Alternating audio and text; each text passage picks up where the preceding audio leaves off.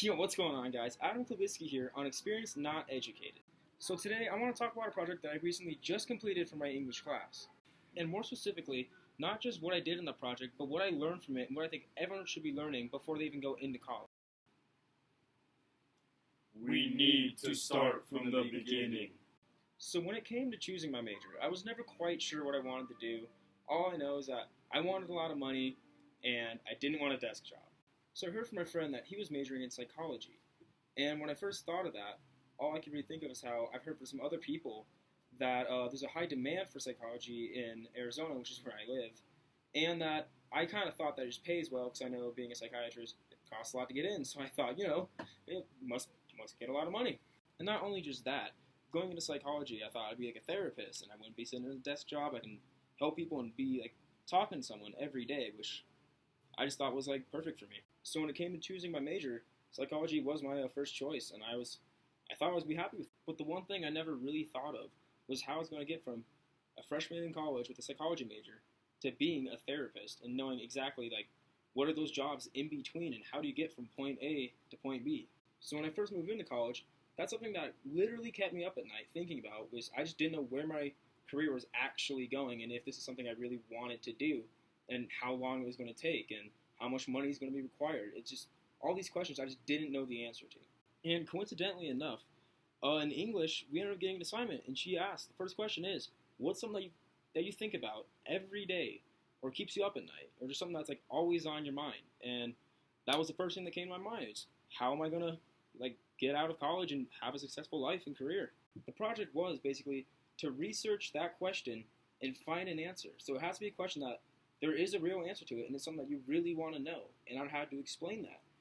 But from what I learned from this simple little, essay or research project I had to do, it was just something I wish I knew way before I even chose psychology. So if I figure I'm going to find this answer, I need to start with one bit at a time and piece it together to finally find my end goal.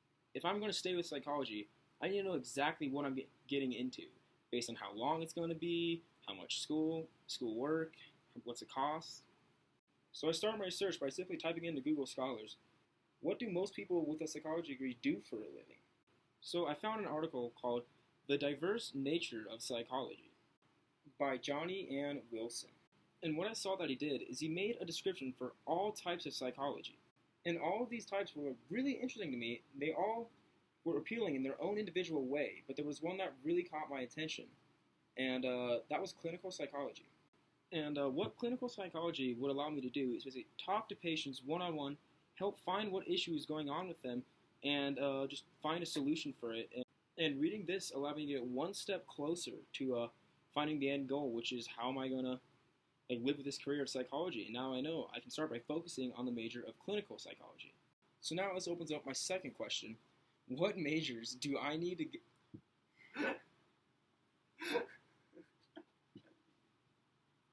I'm keeping this in. That was so funny. I'm keeping it in.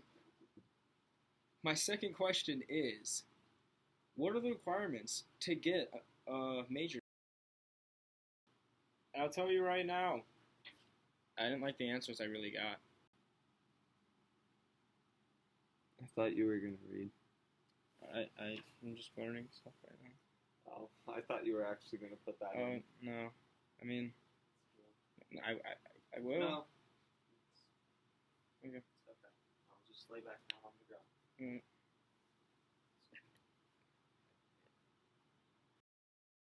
So while the only real requirements for a clinical psychology major is just to have an undergraduate degree. However, if you really want to make a name for yourself and make yourself more optionable, you're probably going to want to be looking towards a master's. So now that I know that I'm probably going to have to get a master's in clinical psychology to really be able to get a job, I got to think about the next step now. My next question would be then, so I typed into Google, how do psychologists first start their career? What I find out is I have to apply for clinical training in order to actually even further my career. And to apply, I would have to take an application test. And if I get accepted, I'll be trained on how to be a clinical psychologist and hopefully get licensed.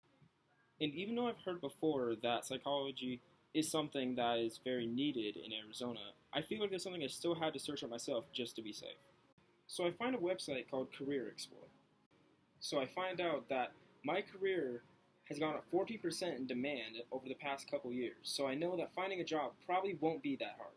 But even with high demand, there's still one factor that is probably the main reason why I'd be doing psychology, and it's for the money. I want to know how much I'll be getting paid while I'll be doing this. Still using Career Explorer, I find out that wages usually start from around $37,000 and go up to about $98,000, which I don't know. Call me selfish, but that's just not a lot in my eyes. So when I read this, personally, the way I see it is I want to be wasting a good portion of my life doing a job and not being able to go to places I want to see or do the things I want to do with a salary that just won't allow me to achieve those dreams, those goals. And the way I see this is I would really enjoy psychology. I think it's something that I could be really passionate about. But I also know there's a lot of other jobs that pay a lot more, but they're just not as fun. They're more of the everyday grind. So I had to think to myself, did I want a job that I had to really grind for but have more money, I guess, or a job that I enjoyed and just living, I guess, just average, in my eyes at least. So now I have so much stuff to consider, and after doing all this research, all, going through articles at work or articles I just didn't have the right answer, but I had to read the whole thing to do. But irrelevant, I still had to think about, was this something that I was truly passionate for? And maybe there's jobs that are out of state that could pay more with psychology. But would I have to consider it? Could I leave all my friends and family behind to pursue that just to see if it's possibly better? I really can't tell you yet. So after all these considerations, I guess I just decided to stick with it for now. Hopefully I can get a master's and really grind out the college struggle, I guess, and get a job that's just going to pay well with psychology. Maybe I'll get my own psychology clinic and I can start making the money and travel and do everything I wanted to do. So I think this is something, though, that everyone should do before they really consider their career path, their major. Because if I knew this information before, I might have chose something else, and I still might. And I really regret being this late in my first year, still not knowing if I'm happy with this, or if there's something better out there for me, and I just won't, maybe I'll never know. And I'm not trying to scare anyone by any means by talking about this. I just think it's something you should really consider before you choosing your major. I think it would help everyone out. I think it'd make your stress levels in college go a lot more down, because you know you're happy with what you chose, and you know exactly what you're going to do through college and after college. But anyway, guys, that's going to conclude the video. I hope you actually learned something from this. I hope you do search up your major. Maybe you're in college and still want to change it. This is something I think everyone should do. Thank you guys so much for watching, and I hope you enjoyed.